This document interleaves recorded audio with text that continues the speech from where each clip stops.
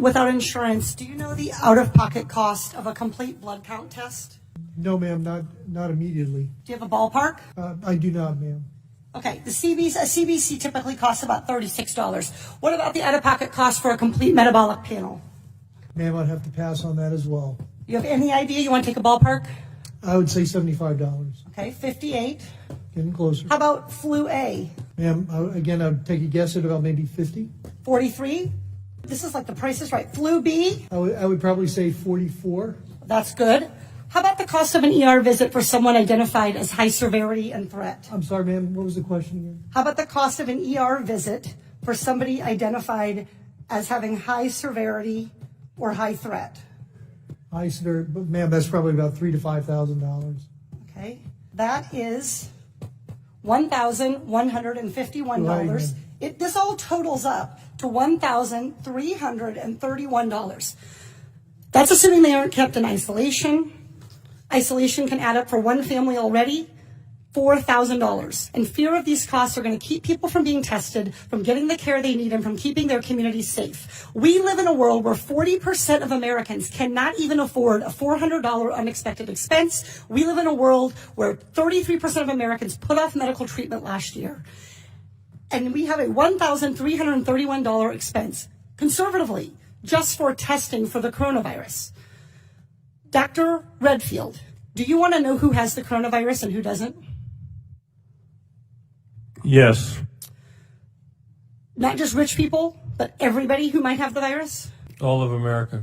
Dr. Redfield, are you familiar with 42 CFR 71.30, excuse me? I literally communicated to your office last night and received confirmation that I was going to be asking you about 42 CFR 71.30.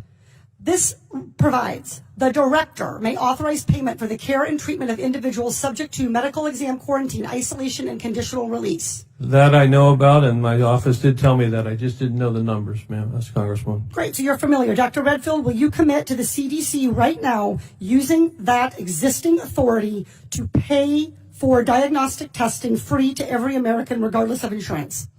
Well, I can say that we're going to do everything to make sure everybody can get the care they need. Reclaiming my time. Dr. Redfield, you have the existing authority.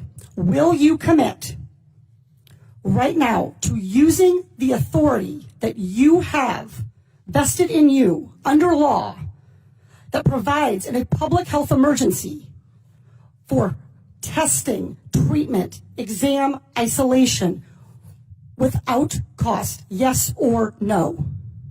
What I'm going to say is I'm going to review it in detail with CDC and the department. Reclaiming my time. Dr. Redfield, respectfully, I wrote you this letter along with my colleagues, Rosa DeLauro and Lauren Underwood, Congressman Underwood and Congressman DeLauro. We wrote you this letter 1 week ago. We quoted that existing authority to you, and we laid out this problem. We asked for a response yesterday. The deadline and the time for delay has passed. Will you commit to invoking your existing authority under 42 CFR 71.30 to provide for coronavirus testing for every American regardless of insurance coverage? What I was trying to say is that CDC is working with HHS now to see how we operationalize that. Dr. Redfield, I hope that answer weighs heavily on you, because it is going to weigh very heavily on me and on every American family. Our intent is to make sure every American gets the care and treatment they need at this time of this major epidemic, and I'm currently working with HHS to see how to best operationalize it. Dr. Redfield, you don't need to do any work to operationalize. You need to make a commitment to the American people so they come in to get tested. You can operationalize the payment structure tomorrow. I think you're an excellent questioner, so my answer is yes. Excellent. Everybody in America hear that.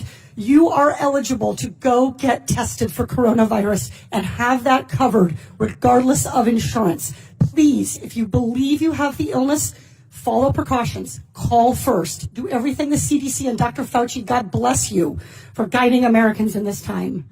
But do not let a lack of insurance worsen this crisis.